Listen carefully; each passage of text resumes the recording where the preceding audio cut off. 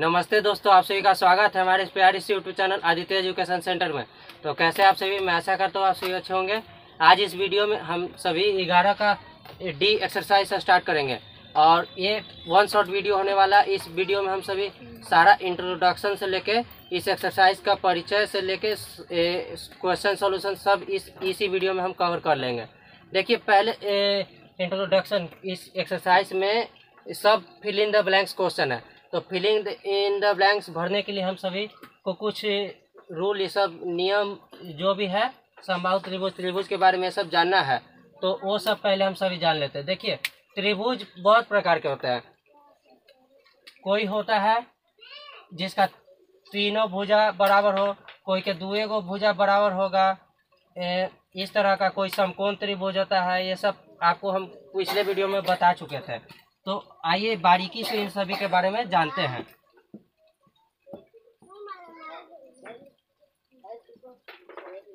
देखिए, पहला समबाहु त्रिभुज। समबाहु त्रिभुज किस प्रकार का होता है? देखिए, समबाहु त्रिभुज कुछ इस प्रकार का होगा, जिसमें आपको समबाहु त्रिभुज में सभी कोण, जो इसमें तीनों कोण होता है ना, ये तीनों कोण बराबर होगा। मतलब ये 60, 60, 60 और तीनों, और इसका जो तीनों भुजा होता है, तीनों भुजा भी बराबर होगा। अगर ए 5 होगा तो ए भी 5, ए भी 5।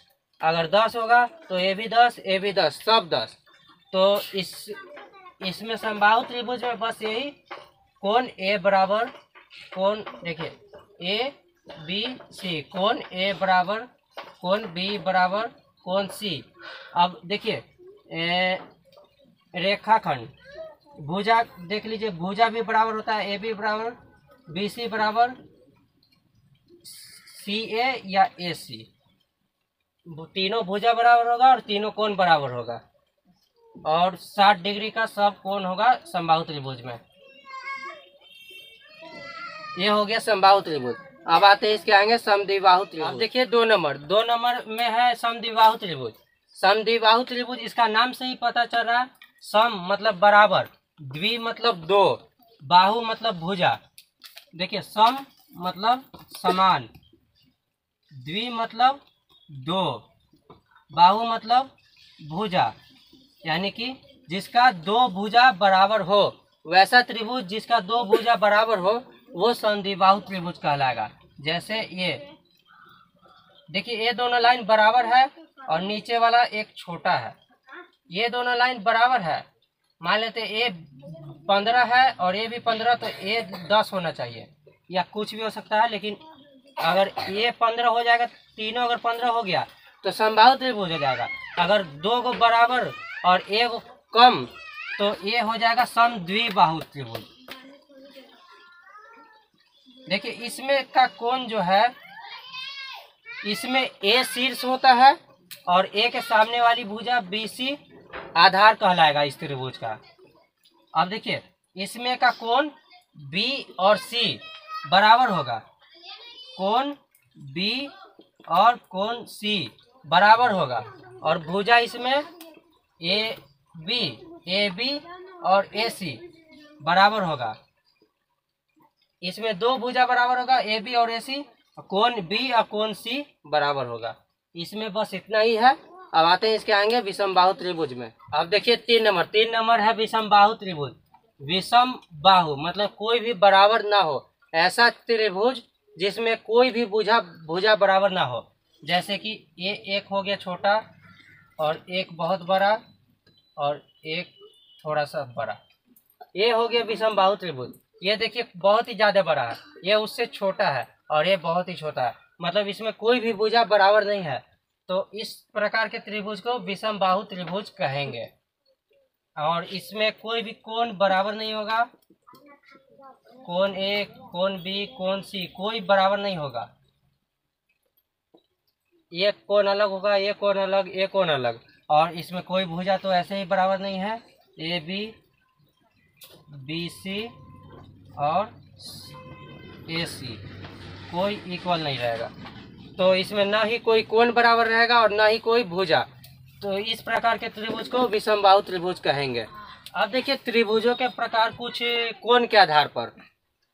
वो सब था भुजा के आधार पर। ये है कोण के आधार पर समकोण त्रिभुज, न्यून कोण त्रिभुज और अधिक कोण त्रिभुज के बारे में हम सभी जानेंगे।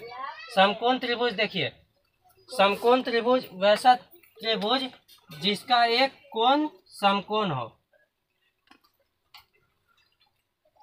मतलब ए जो होगा 90 डिग्री होगा और इसमें एक कोण समकोण है, बाकी दो इसके सामने वाला जो कोण जहाँ जिस जगह कोण अगर बनेगा 90 डिग्री, उसके सामने वाला भुजा को हम सभी कर्ण कहेंगे, यानी कि बी के सामने वाला भुजा AC जो है कर्ण कहलाएगा।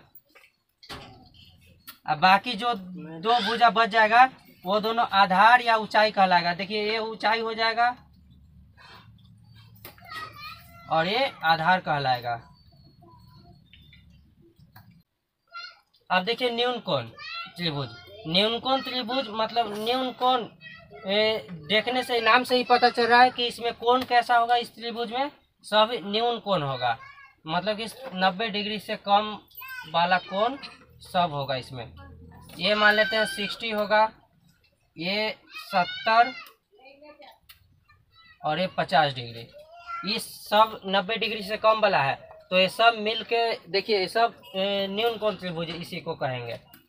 और इसमें कोण सभी अलग अलग होंगे, समान भी हो सकते हैं। और अधिक कोण देखिए, अधिक कोण मतलब कि एक कोण अधिक कोण होना चाहिए, यानी कि 90 से ज़्यादा।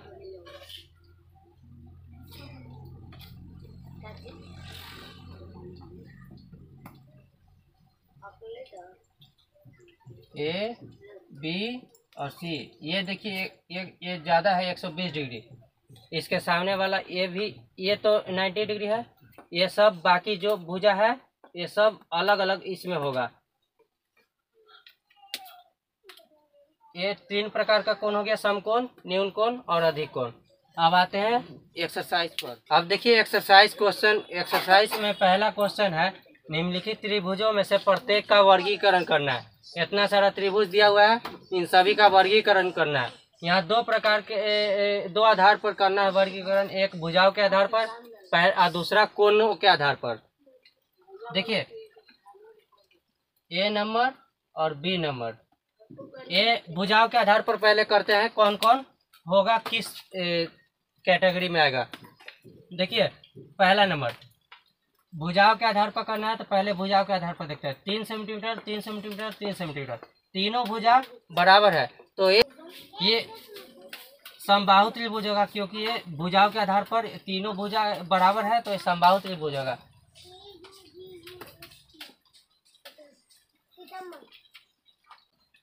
अब 3 का 2 देखिए, 3 का 2 में 2.5 यहाँ है, 2 सेंटीमीटर 4 सेंटीमीटर, सब भुजा अलग अलग है तो ये हो जाएगा विषम बाहु त्रिभुज। विषम बाहु त्रिभुज। अब देखिए 3 नंबर, 3 नंबर में 4 सेंटीमीटर ये भुजा और ये भी 4 सेंटीमीटर और एक खाली बड़ा है, तो ये देखिए दो भुजा बराबर है तो ये आ जाएगा समद्विबाहु त्रिभुज, यानी कि दो भुजा जिसका बराबर रहता है वो समद्विबाहु त्रिभुज कहलाता है। अब देखिए ये में भी दो भुजा बराबर है तो ये भी कहलाएगा समद्विबाहु त्रिभुज।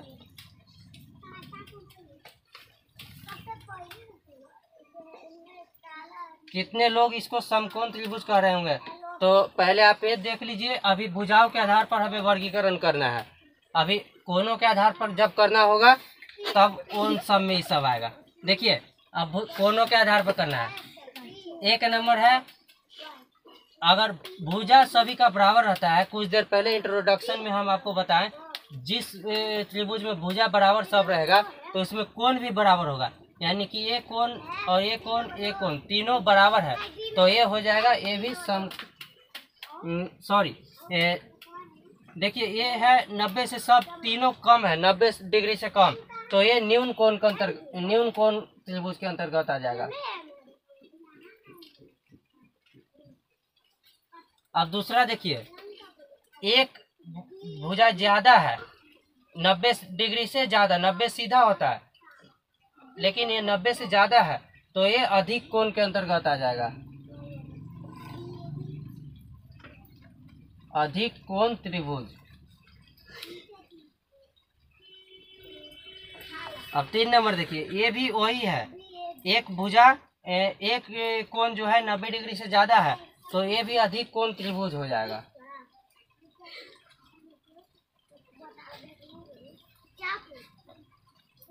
अब 4 नंबर देखिए लास्ट, ये देखिए एक कोण समकोण है, तो ये समकोण त्रिभुज हो जाएगा। ये हुआ कोणों के आधार पर, ये हुआ भुजाओं के आधार पर। इसलिए आपको इंट्रोडक्शन वीडियो में अलग अलग प्रकार से आपको बताए थे। अब आते हैं इसके आगे 2 नंबर क्वेश्चन पे। अब देखिए 2 नंबर, रिक्त स्थान भरना है।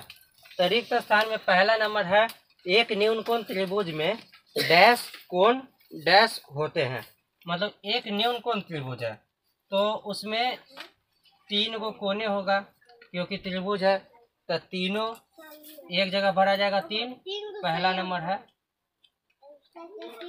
2 का पहला है, ये तीनों एक जगह भरा जाएगा। फिर एक और, तीनों कोण न्यून कोण ही होगा। न्यून कोण त्रिभुज में तीनों न्यून कोण होते हैं। अब देखिए 2 नंबर, जिस त्रिभुज की तीनों भुजाएं असमान हो उसे कौन सा त्रिभुज कहेंगे? डैश त्रिभुज कहेंगे। जिस त्रिभुज की तीनों भुजा मतलब कि तीनों भुजा असमान मतलब कि अलग अलग हो, एक भी बराबर नहीं हो, तो उसे विषमबाहु त्रिभुज कहेंगे।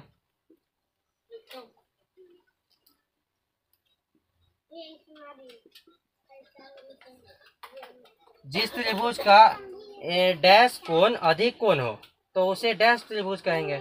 देखिए, जिस त्रिभुज का एक कोण अगर अधिक कोण हो तो उसे अधिक कोण त्रिभुज कहेंगे।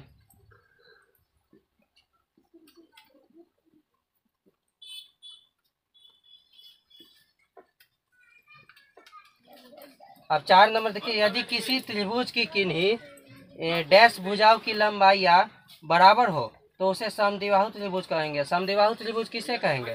तो इसमें 2 भुजा की लंबाइयां बराबर होगा तो 2 हो जाएगा यहाँ। 5 नंबर देखिए, जिस त्रिभुज का डैश कोण समकोण होता है उसे डैश त्रिभुज कहेंगे। मतलब कि समकोण किस त्रिभुज में होगा? एक ही बार ना समकोण होगा, तो एक समकोण होगा तो उसे समकोणीय त्रिभुज कहेंगे। अब 6 नंबर देखिए, 6 नंबर, जिस त्रिभुज की तीनों भुजाएं बराबर हो तो उसे तीनों भुजा बराबर है तो उसे समबाहु त्रिभुज कहेंगे। अब देखिए 2 नंबर हो गया कंप्लीट। अब आते हैं 3 नंबर क्वेश्चन पे। अब देखिए इस एक्सरसाइज का अंतिम प्रश्न 3 नंबर क्वेश्चन यहाँ दिया हुआ है, समकोण समद्विबाहु त्रिभुज किसे कहते हैं? ये आपको इंट्रोडक्शन वीडियो में नहीं बताया है क्योंकि ये लास्ट में डायरेक्ट हम बता देते हैं। देखिए, समकोण समद्विबाहु त्रिभुज वैसा समकोण त्रिभुज जिसका जो है कर्ण छोड़ के लंब और आधार यानी कि ऊंचाई और आधार दोनों बराबर हो। ए बी सी, ये भुजा और ये भुजा दोनों बराबर हो और एक कोण समकोण हो, उसे समकोण समद्विबाहु त्रिभुज कहेंगे। मतलब कि वैसा त्रिभुज जिसका एक कोण समकोण और बाकी दोनों कोण बराबर हो, उसे समकोण समद्विबाहु त्रिभुज कहते हैं।